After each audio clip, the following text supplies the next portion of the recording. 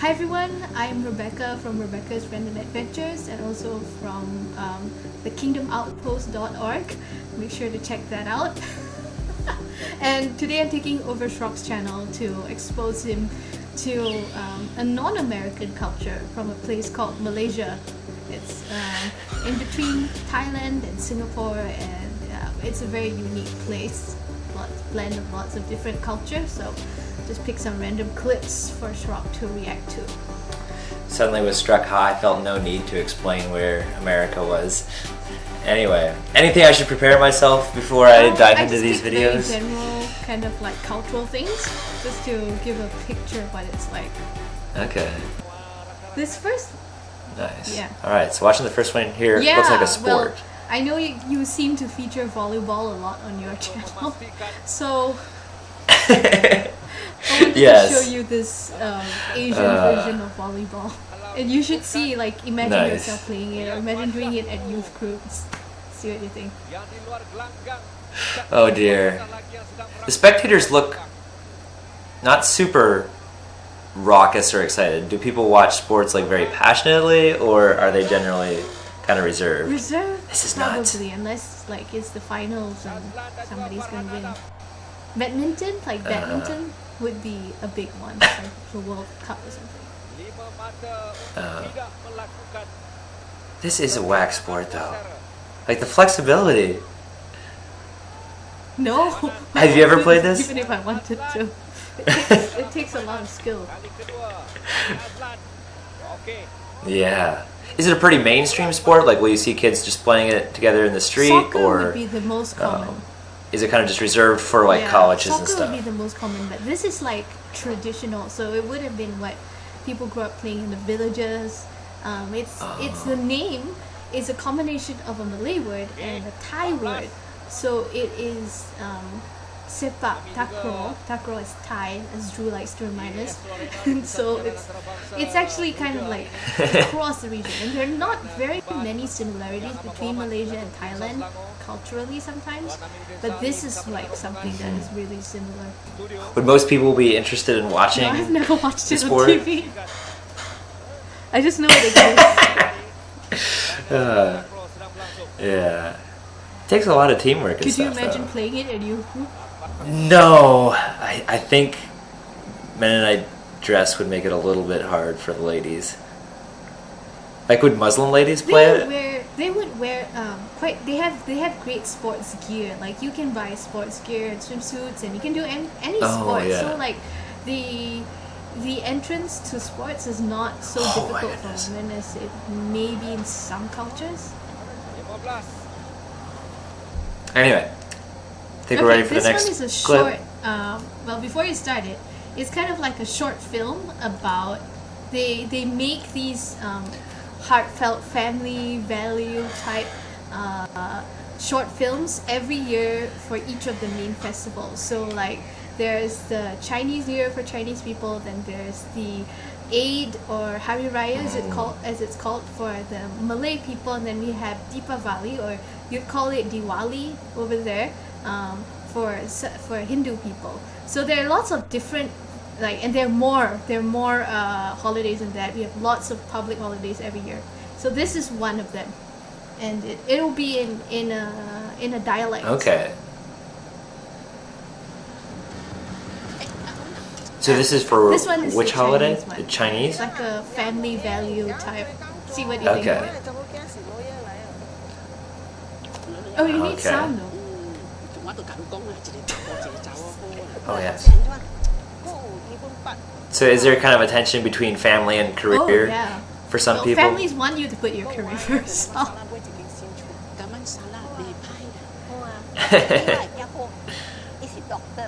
These are very typical of how like older Chinese ladies would dress.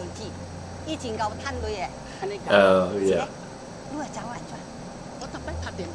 They're kind of like showing off their sons and how rich they are. Oh. Is having successful children a pretty necessary part of being esteemed in culture? It's very driven towards education and career. So like, if they were younger, they'd be talking about how well their kids are doing in school.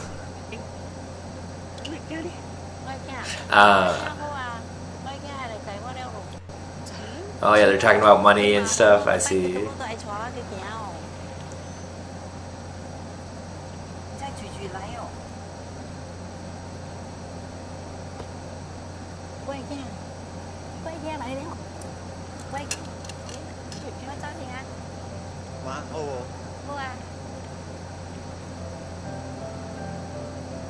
Má, cho nên lá lan cứ kìm má lớn rồi.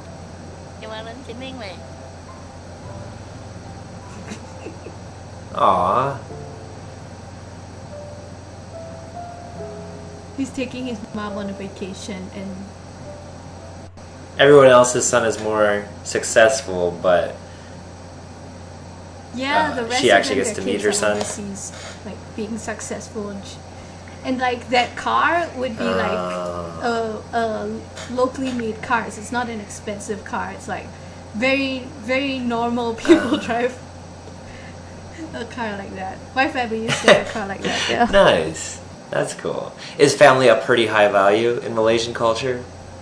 I would say that yes, especially respecting the elderly and taking care of old folks would be a big part.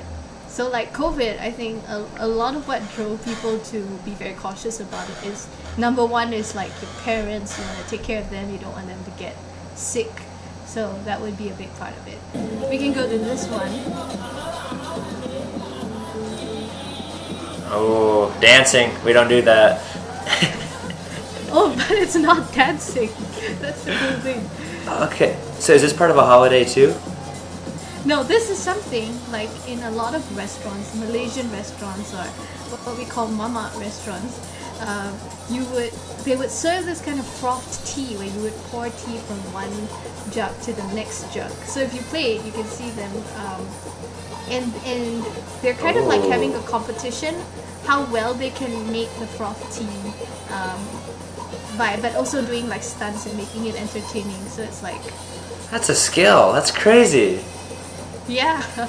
So you would see this when you go out to eat.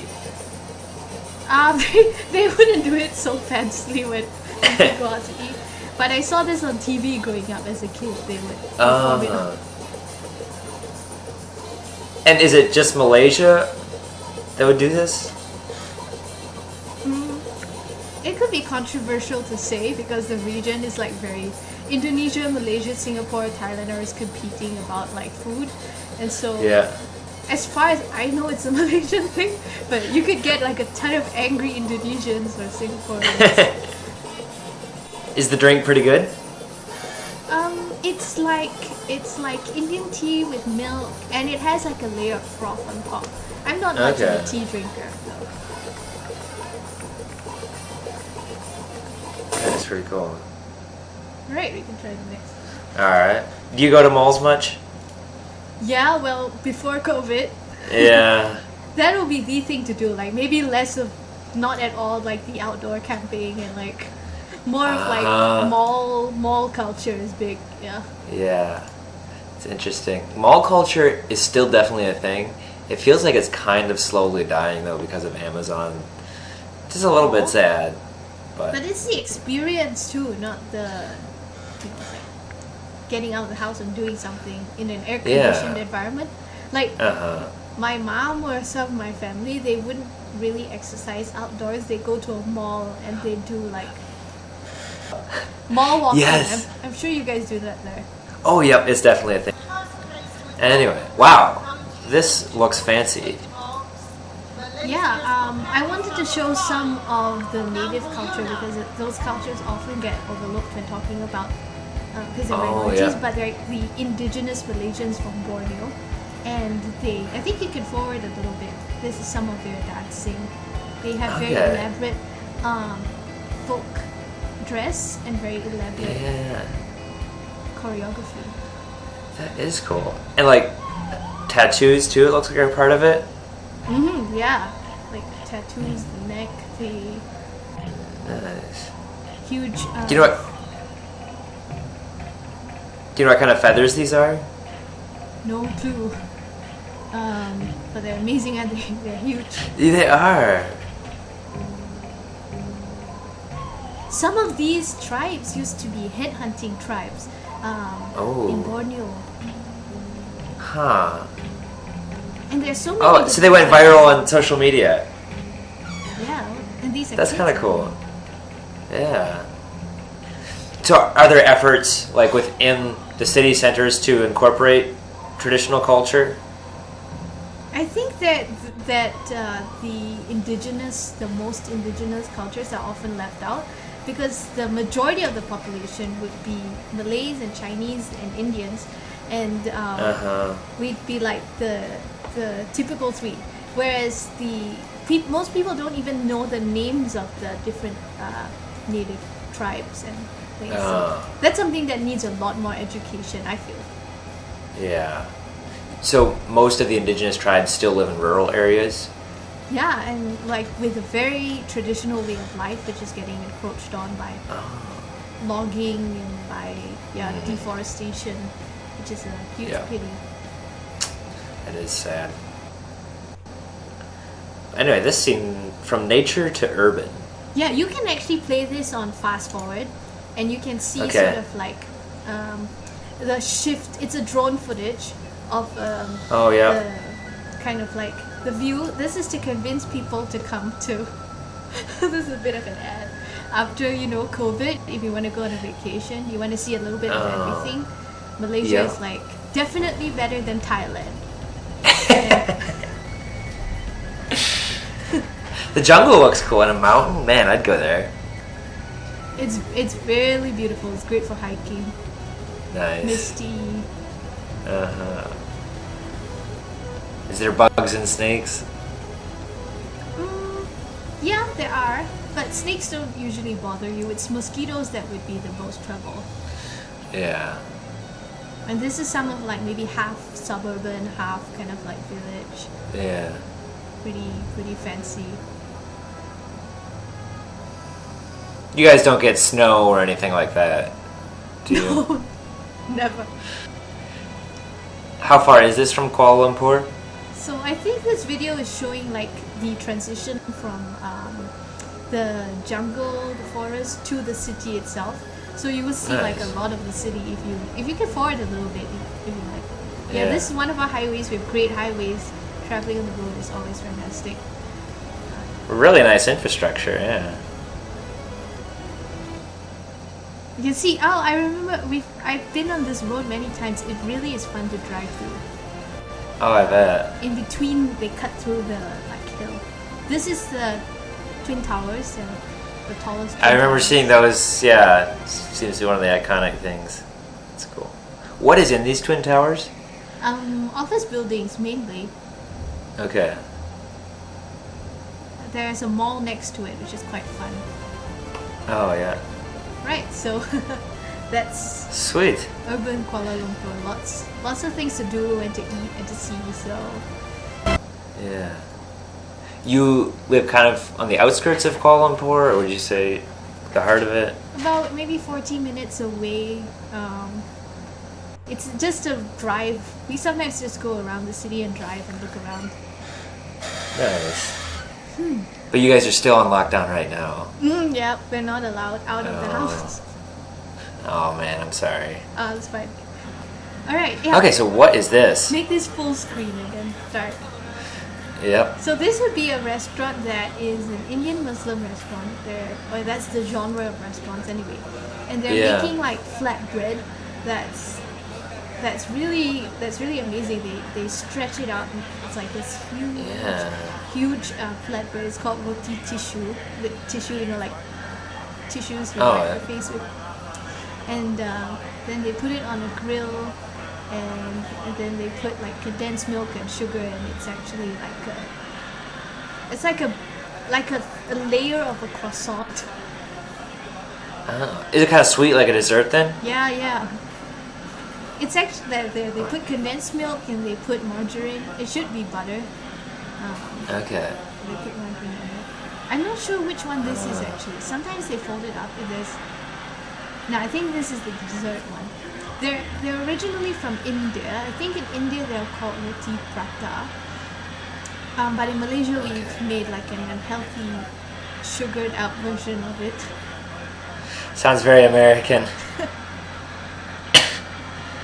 So is there a pretty big diversity of different ethnic foods you can get? Yeah, and adapted to like the Indian food that you get here is very different from what you get in most restaurants in America, I think. Oh yeah. Like instead of naan, it would be roti, and like a more unhealthy version of it. Like in India, maybe it would have been like wholemeal and with like a little bit of a healthier oil or less oil, and here it's like white flour and margarine. Oh, he's from India. You say he's Muslim? Yeah. So in these restaurants, they're either staffed by Malaysians or sometimes people come to Malaysia to work in these restaurants. Good to know. So they just roll it up then? I think if you forward it, usually they make it into like a big cone or. It's quite a showstopper. Oh, I think he's gonna roll it into like a pyramid shape. Yep. Nice. That's pretty cool. That's a dessert. Do you get these sometimes? I shouldn't. I love the ones that are like the more margarine, the better. But I haven't had it here. Yeah. So, what are your impressions of what you've seen of Malaysia? It looks so much more diverse than what I'm used to. Especially like just looking around the city, it looks like a lot of different dresses and skin tones and stuff. At least living in rural America, it's definitely not that multicultural. You probably don't get like very spicy food. No, not as much. And yeah, more unique food was definitely a thing too. I definitely really enjoy our food, but yeah, I don't think there's as much. Oh, first word that comes to mind is theatrics, like the frothy tea and this last thing that he made. Our food is often not made as publicly or with as much showmanship. That's kind of cool to see. Theatrical food. That's a new one. I haven't heard of. But it's definitely a thing, though. Like Turkish ice cream. Like I love watching those videos. Oh, they have that here too. Yeah, it's cool. Yeah, nature was beautiful. I'd love to go see more of that. There's like more. climb the mountains or something. Oh, there is more. So there's a lot of Malaysia is still undeveloped and kind of wildernessy, or The thing is, like, they're overly keen to develop. That's what I feel like. The raw beauty of the Borneo rainforest is being encroached on. Like, I think we're very much into like infrastructure and development, as you can see. So that can be a problem when we don't like preserve the natural beauty of the place as much. Yeah. Tell me about post-colonialism in Malaysia. Like, what is the history of being colonized, and what has regaining autonomy looked like? We were colonized by the Portuguese first, and then the Dutch, and then the British, but not the entire country. They would have a couple of ports. I think at the most they would have had like certain cities for trade, and then maybe they would push themselves into like an advisory role in certain states because each state normally has its own ruler, its own king, and there are like still 9 royal families in Malaysia. So they, of course, the royal family still retained their land, but they were under huge like pressure. Maybe they had some economic interests. Like I know one of the sultans was a friend of Queen Victoria, the Johor Sultan. So the British were the main ones, and then the Japanese during the Second World War, which we don't really want to talk about. And then the main influence would be the British. That's why we speak English. That's why we don't use Oxford commas. It would have had a largely more positive impact than in many other countries like Myanmar, South Africa, India. Certainly we didn't get the worst end of the stick. So the post-colonialism is more of trying to figure out who we are, because it is a diverse country because of colonialism. Like we wouldn't be here, like I wouldn't be here if it weren't for colonialism.